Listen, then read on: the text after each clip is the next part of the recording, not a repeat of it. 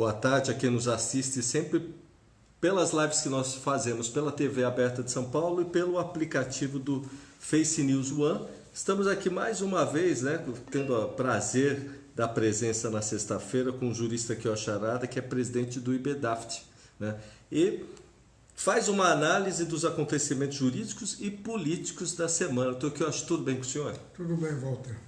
Eu acho que sempre é bom esclarecer, né? O IBDAFT ele é um instituto que estuda a área tributária aqui para o país. Área administrativa, financeira e tributária, conjugando as três disciplinas de direito público. E faz propostas a melhorar o sistema tributário, evidentemente, do país, né, Kiyoshi? Nas três áreas, né? Inclusive opinando sobre propostas legislativas em andamento no Congresso Nacional. Isso eu acho de suma importância, Kiyoshi. É ótimo instituto, viu? E vai ter site, né, Kiyoshi? Já está funcionando. Que bom. Depois ibdaft.com.br. O Laerte até perguntou aqui, tá? A Viviane falar. Kiyoshi, toda semana a gente está tendo novidade com relação tanto à política como à parte econômica, administrativa, enfim, né? Essa semana, Kiyoshi, com 335, que é o total de procedimentos paralisados, sendo que é 440 crimes contra a ordem tributária e 103 crimes de lavagem de dinheiro, 7 contra o sistema financeiro e uns outros de 147 variados, né? A maioria dos ministros defende restringir a análise sobre o compartilhamento de dados, apenas a informações da Receita Federal. Bom, Kiyoshi, como é que o senhor analisa a postura do Supremo Tribunal, que ficou para quarta-feira, né? No mínimo, uma postura ambígua, porque o Supremo Tribunal Federal já tem uma jurisprudência pacífica e mansa no sentido da constitucionalidade da Lei Complementar 105, que autoriza ao fisco, em havendo um processo administrativo ou procedimento administrativo instaurado contra o contribuinte, que promova a quebra do sigilo bancário e fiscal, sem necessidade de ordem judicial. E mais ainda, o Brasil tem um convênio firmado com o secretário do Tesouro norte-americano, pelo qual as autoridades fiscais dos Estados Unidos podem acessar os dados diretamente perante o Banco Central. Entendeu? Então, não estou entendendo essa tentativa de guinada da jurisprudência do Supremo para exigir que o compartilhamento de dados seja previamente autorizado pelo Supremo Tribunal Federal, pela Justiça. Isso o presidente do Supremo também faz. Ele diz que não é uma caça às bruxas, não tem nada a ver com o filho do Bolsonaro. Como é que o senhor analisa essa postura dele também? Não, se não tem nada a ver, nem devia ter tocado no assunto, né? Então, essa flutuação jurisprudencial na Suprema Corte, tudo indica que está ocorrendo em função da pessoa que é investigada ou a pessoa que é condenada, como aconteceu no caso de prisão em segunda instância. Se já estava tranquilo, ainda que por maioria de voto, já tinha sido decidido pela prisão, por que foi mudada essa jurisprudência, né? Dizem que vai para a próxima quarta-feira. O senhor viu o último voto, né, do ministro? O Alexandre de Moraes está absolutamente correto. Não é correto, porque o Supremo decidiu que a Lei Complementar 105, que é o artigo 6º, que autoriza a quebra de sigilo bancário, na pendência de procedimento administrativo ou processo administrativo tributário, não precisa de autorização judiciária, porque então exigir uma prévia autorização da Justiça para compartilhamento de dados entre os órgãos da administração pública. É verdade. Não vejo nenhuma razão, só se for para inviabilizar a investigação em torno de alguém. Para não ir mais para frente com esse assunto, todas essas operações que estão aí, são eu li agora 935 operações, isso fica tudo prejudicado, né, por enquanto, né? Então, isso em função de uma pessoa pode prejudicar, comprometer toda a investigação criminal desses criminosos de colarinho branco. Agora, o que nós precisamos saber é o seguinte: o conteúdo material dessa investigação que resulta num determinado dado concreto, ora, aquele dado concreto não muda em função de ter sido autorizado previamente pela Justiça ou não ter sido autorizado. Não é? Se então o quebra do sigilo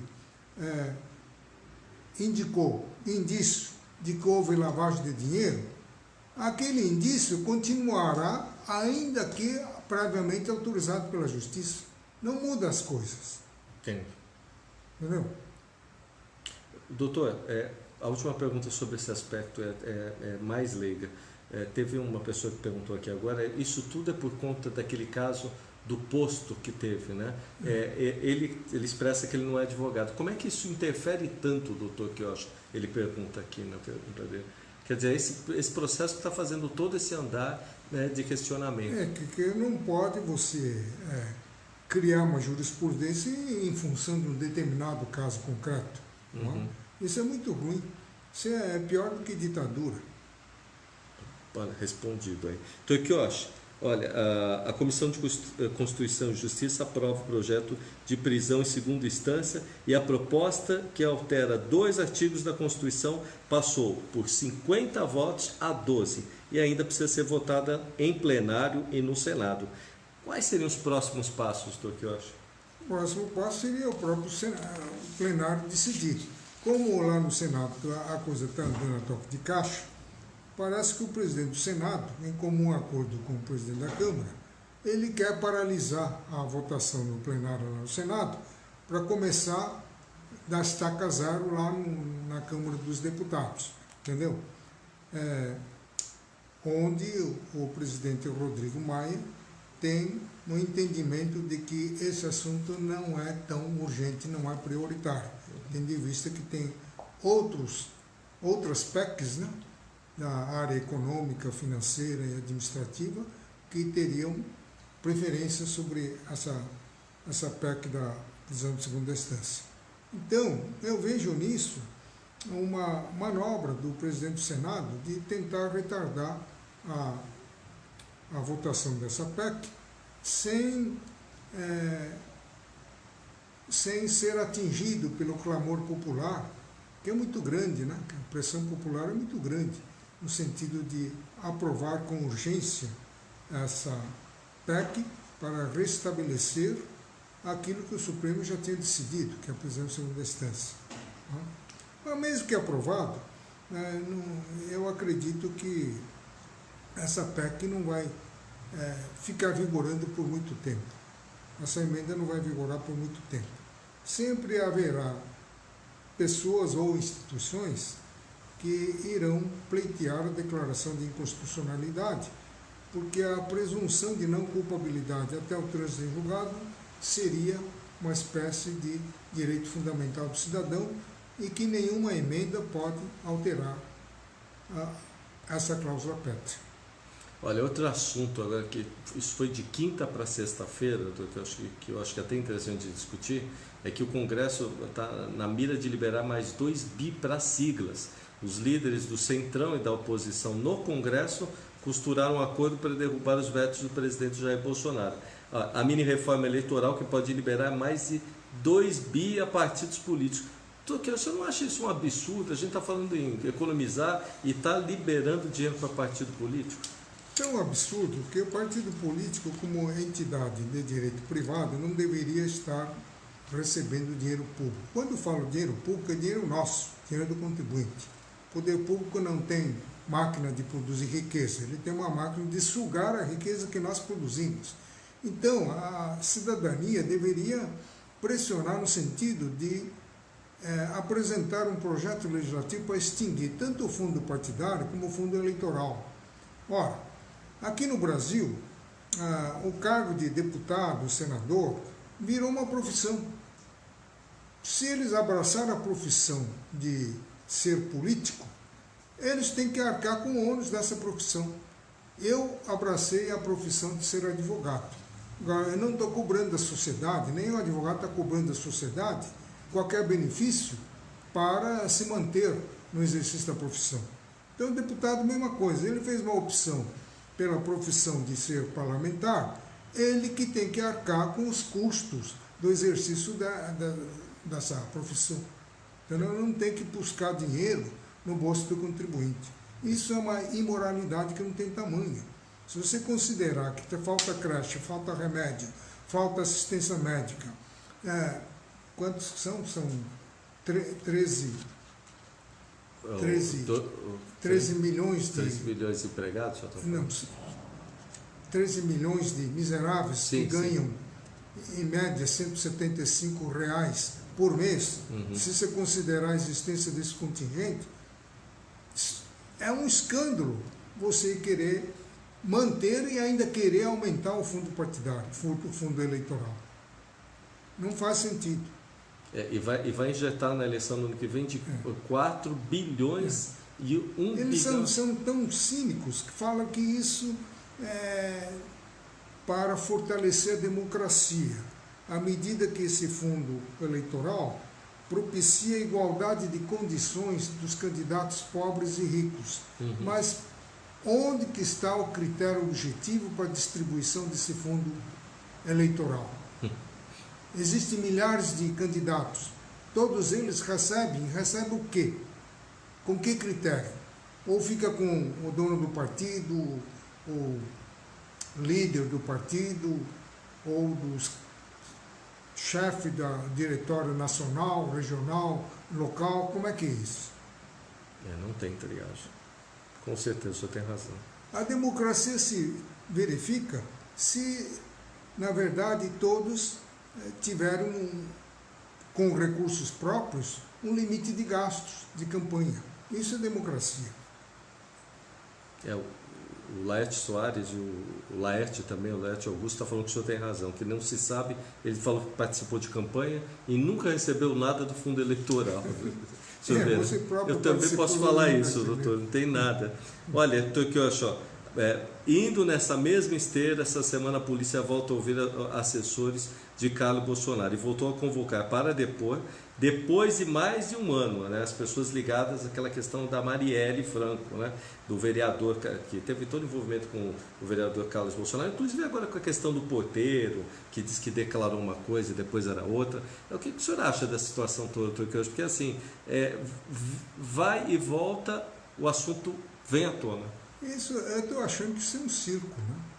É um circo, né? O brasileiro vive de pão e circo, né? Então, estão armando o circo. Que eles promovam a investigação a fundo, tudo bem, mas não precisa ganhar tamanha projeção na mídia, né? Em função de um episódio lamentável que aconteceu com a vereadora Marielle, né? Mas deveria fazer a investigação de uma forma normal, regular, como se faz em relação a outros crimes, né? Crimes cometidos contra outras pessoas. Esse caso do porteiro foi bem emblemático, né, doutor? Ficar linkando uma coisa na outra é complicado também, né? Olha, agora um ponto que o senhor entende, fora tudo que o senhor esclarece a gente, mas olha, o secretário da Receita Federal, que é o José Tostes, ele diz que a reforma tributária que o governo vai enviar ao Congresso manterá a carga de impostos e contribuições no nível atual em curto prazo, reduzindo de longo tempo. Aí ele coloca assim: a diretriz do Ministério Paulo Guedes para todos os pontos que compõem a proposta da reforma tributária é que não haja aumento de carga. Como é que o senhor está vendo essa questão da reforma, doutor? Eu tenho a impressão que essa reforma tributária vai acabar ficando com as calendas gregas e vai terminar com uma mini-reforma consistente no aumento da carga tributária. É assim que desde a década de 80, quando estava o nível de tributação situava-se em torno de 22% do PIB, foi para 27, 29, 30, 32, 34, agora 35, né? No meu entender, 36, né? Então, não há reforma tributária sem aumento da carga tributária. Agora, esse projeto que o ministro Paulo Guedes está preparando, teoricamente ele não vai provocar aumento, né? Porque ele está fundindo o PIS/COFINS com IPI, né? E criar o IBS. Então, o IBS teria uma alíquota correspondente à arrecadação desses 3 tributos. Então, até aí, tudo bem. Agora, a grande incógnita é a eventual introdução de tributação sobre movimentação financeira para substituir parcialmente a contribuição previdenciária patronal, porque há desejo do presidente Bolsonaro acabar com a oneração da folha, né? Pelo menos da parte patronal, né? Mas se não na totalidade, pelo menos uma parte, em vez de 20%, poderia ser 4%, 5% de contribuição previdenciária e o restante pela contribuição sobre movimentação financeira ou um percentual do próprio IBS, né? Esse é o modelo que o Paulo Guedes está montando, né?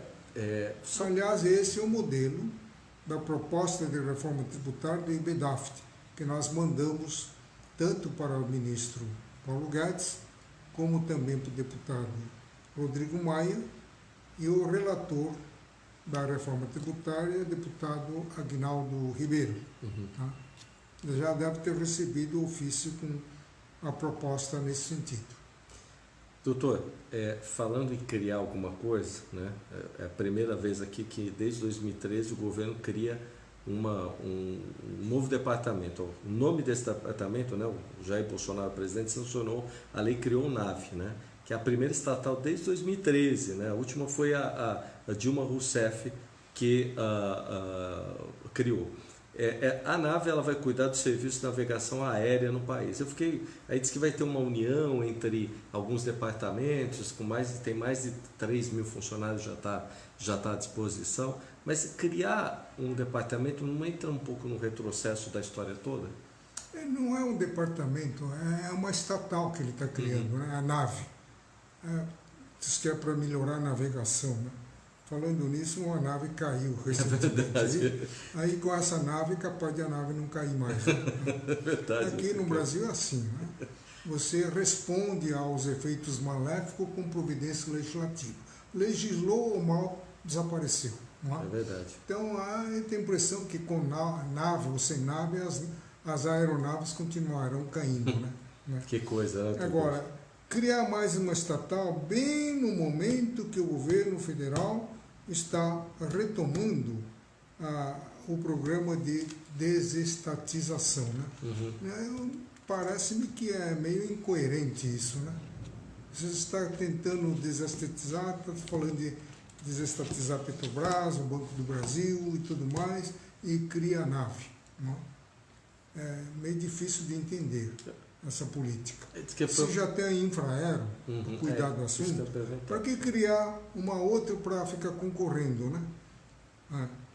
Agora, eles criam o que é desnecessário e desestatiza o que não deveria ser desestatizado. Eu estou me referindo à Embraer. Entendi. A Embraer tem implicações com segurança nacional. É uma empresa que fabrica caças-bombardeios, fabrica tanques de guerra, armamentos pesados. Isso não pode ficar na mão de particular. Verdade. Entendeu? Mas fizeram uma simbiose com iniciativa privada e o governo perdeu o controle acionário na Embraer. Que coisa. O senhor tem razão de novo. E teve um braço estendido na Lava Jato no Paraguai. Essa semana a Justiça Brasileira deu ordem de prisão preventiva ao ex-presidente do Paraguai, Horácio Charques, né? Um dos principais alvos da Operação Lava Jato. E prendeu 11 pessoas, doutor. Ele foi suspeito ali também na fuga de Dario Menezes, que é aquele conhecido doleiro dos doleiros, né? Preso em junho de 2000 aqui.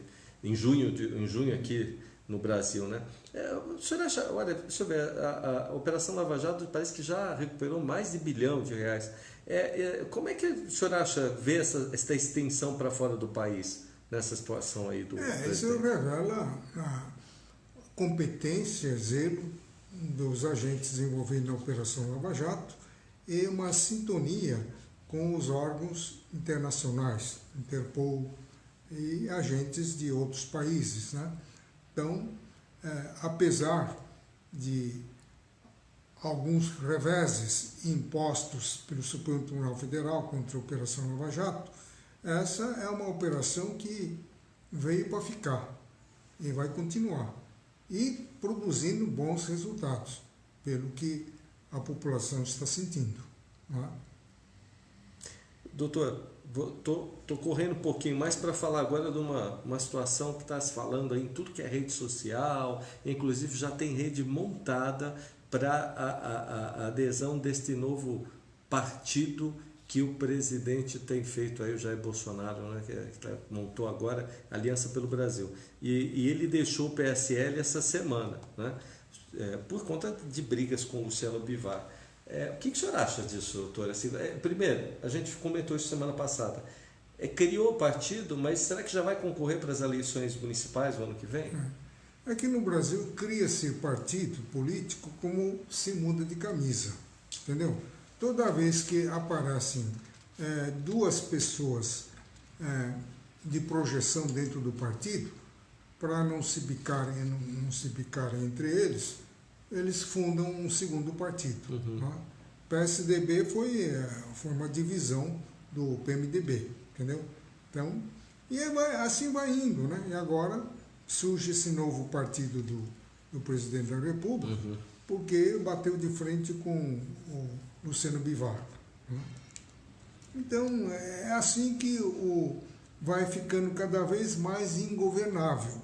Quanto mais o número de partidos tiver o país, mais difícil fica para o presidente fazer o entrosamento com o legislativo, representado por N partidos. Então tem que fazer o quê? Um presidencialismo de coalizão. Entendeu? Você tem que fazer uma espécie de frente única, entendeu? E aí vai indo. Isso é o fim do sistema presidencialista. A proliferação de partidos pequenos, inclusive, leva à deterioração do sistema presidencialista de governo. Doutor, essa semana, na semana passada, o senhor chegou a comentar que o deputado estadual e federal não poderiam levar as verbas do partido, né? Aí veio aqui o Luiz Antônio, ele é do Rio de Janeiro, ele pergunta assim, ele disse que assistiu a live da semana passada, e ele pergunta, mas no caso do senador e no caso do presidente da República, doutor, ele não está falando da verba em si, mas se o mandato é do parlamentar, do deputado, como é que fica o presidente da República e o senador, doutor Quioche? Eles podem ficar sem partido nenhum por enquanto, como os deputados podem ficar, mas tem alguma implicação com eles? Eles têm que ter um outro partido até o fim do mandato? Essa é a pergunta que ele fez aqui. Não, o presidente não perde o mandato se ele ficar sem partido, entendeu? Agora, para ele se reeleger é outra coisa.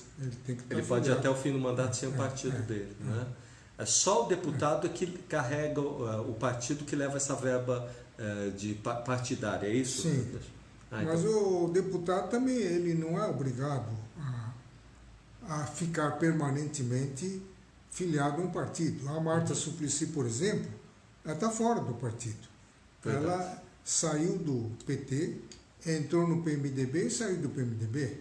Agora o que está acontecendo? O Lula está tentando aproximação com ela para ver se ela se reincorpora ao PT para sair candidato em 2020 como prefeita de São Paulo. Ele falou, ele perguntou aqui, eu vou fazer uma pergunta, ele disse que é advogado, Tokioshi, pergunta ele aqui, com relação ao senador, professor, ele está perguntando, ele carrega verba partidária também? Ele está perguntando, também não sei isso. O senador, que é o caso do filho do Bolsonaro, né?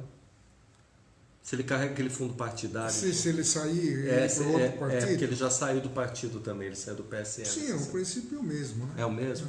Então está respondido, viu, Luiz? Só que para cargos majoritários, a divisão da verba do fundo eleitoral é mais fácil, né? Entendi.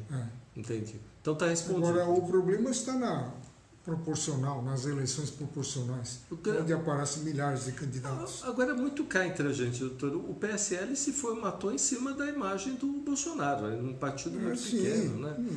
Não há dúvida nenhuma. Por isso que um dos filhos disse que eles são ingratos, né? Usufruiu o que tinha que usufruir e agora estão atirando ao mar, né?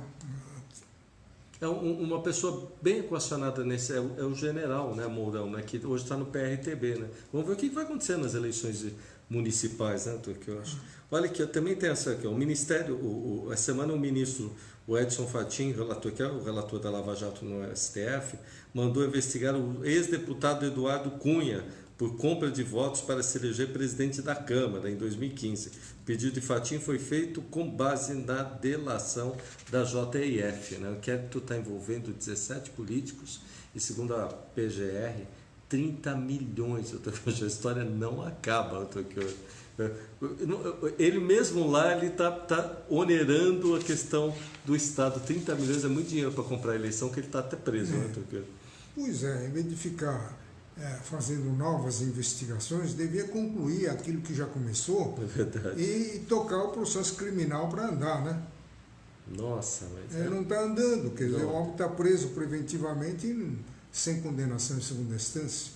É verdade, ele está mais tempo do que o Lula. Então eles têm que pensar em agilizar o processo criminal em curso. Doutor, aqui essa realmente, acho que o senhor vai, né, como fala um amigo nosso, o senhor vai matar a resposta, né? O Congresso tenta unificar as propostas tributárias, né? A Câmara e o Senado, né? Eles pretendem criar uma comissão mista para obter uma convergência no pacote, né? O senhor já até comentou um pouquinho no começo, né? O senhor acha que isso vai acontecer, doutor? Se vai acontecer, não sei, mas eu sei que alguém acordou, né? E achou que não tinha sentido duas PECs andando em paralelo, sendo que não são convergentes. Uma no Senado e outra na Câmara. E como é que ia ficar? A prova da Câmara vai para o Senado, do Senado vai para a Câmara, quer dizer, se for reprovado numa, a outra casa, em represália, reprova da outra. Quer dizer, aí alguém teve bom senso e percebeu o óbvio, né? Que essa trombada tem que ser evitada, tem que haver um entendimento para unificar as duas propostas, que por sinal são péssimas, as duas. Eu não sei qual que é pior que a outra. Não, as duas são péssimas. As duas acabam com o princípio federativo, que é protegido em nível de cláusula pétrea. Se o Supremo Tribunal Federal, por ocasião da CPMF cobrada das aplicações financeiras dos estados e municípios, o ministro Sidney Sanches declarou a inconstitucionalidade daquela cobrança porque enfraquece o estado e o município, em cobrando o CPMF sobre suas aplicações financeiras, o que não dizer então você retirar o ICMS do estado, que representa 88% da arrecadação tributária? O que não dizer, então, de retirar o ISS, que representa 43% da arrecadação municipal? É evidente que está quebrando a forma federativa do Estado. Será que ninguém percebe isso? É tão elementar. Isso acha... Bom, e eles fazem de conta que não está sabendo, e lá o economista Bernardo Apina ele diz que não, porque existe uma previsão de repor as perdas arrecadatórias dos estados no prazo de 50 anos. E dos municípios? Ninguém fala nada. Para que prever a reposição da perda arrecadatória em 50 anos? Para não ter que repor, basta não quebrar o Estado. É verdade. Para que quebrar o Estado para depois repor? O senhor tem razão. Tem que ser um contrassenso. É uma loucura generalizada isso daí. Não dá para entender o que pensam os autores dessa reforma malucada. Eu ia perguntar para o senhor como é que isso acontece, mas o senhor já respondeu, porque é um absurdo mesmo. É gente que...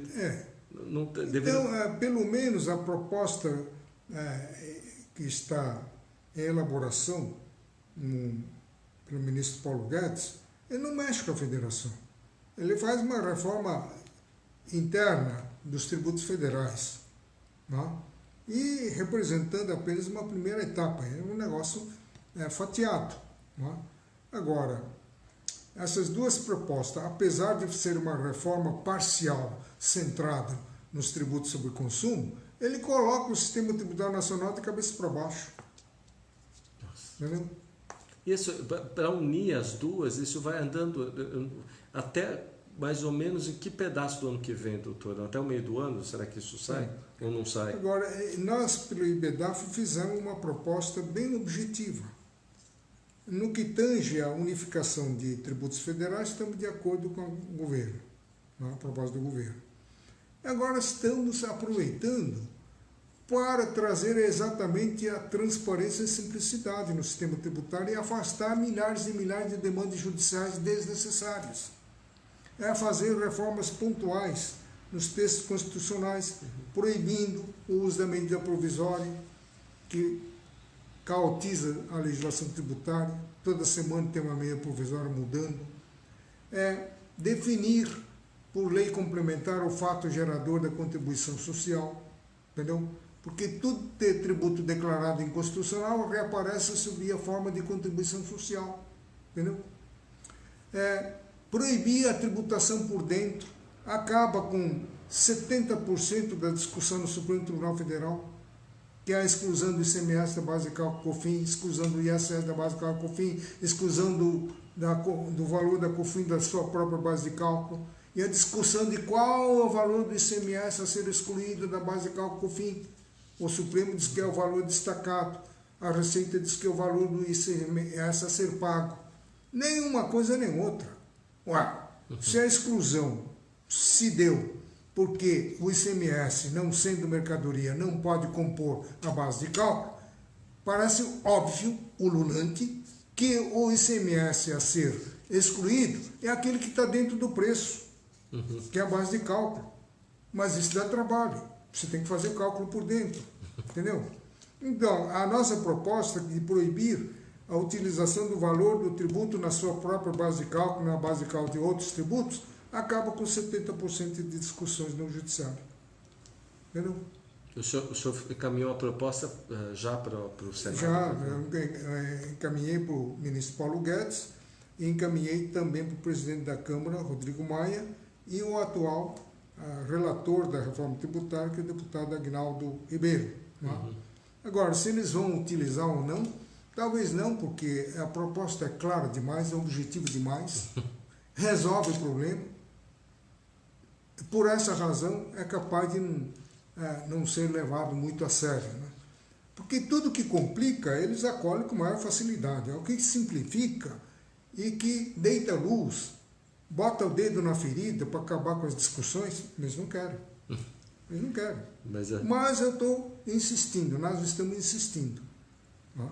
A gente roga que eles acolham o Tokiyoshi, porque o negócio está difícil no Brasil. Tokiyoshi, para dizer para o senhor que essa semana uma das pessoas sorteadas é um PM do nosso livro, né? Antes de falar, ele diz que ele assiste todas as nossas lives, é o capitão, né? É um capitão da PM do nosso estado de São Paulo, né? É o capitão Sandro de Jesus. Então, ele é capitão PM e fez direito, e diz que adora a área tributária e que sempre assiste aqui. Então tá aqui, doutor, eu vou entregar em mãos, né? O capitão tá aqui, ó. Responsabilidade fiscal, né, professor Kiyoshi Harada. E para a semana que vem, Tokiyoshi? Semana que vem vamos botar isso aqui, aspectos tributários da lei de falências. Doutor, essa edição é nova, né? Porque segunda edição. Segunda edição. Eu queria só lembrar, para quem nos assiste, que a semana que vem o presidente da Casa do Povo, né, municipal, que é a Câmara Municipal, o Eduardo Turma, vai estar conferindo o título para o senhor, né, de cidadão, lá na Câmara Municipal às 19 horas. Viu? Parabéns para o senhor, viu, doutor? Não é título de cidadão, título de homens de destaque. Destaque, isso, de 2019, né, Tokiyoshi? Mas quem ganha é São Paulo, né? Lembrando que o senhor foi procurador do município, é isso, né? Sim. Poxa, obrigado, Tokiyoshi. Obrigado a você. Obrigado. Até a próxima semana. Até a próxima.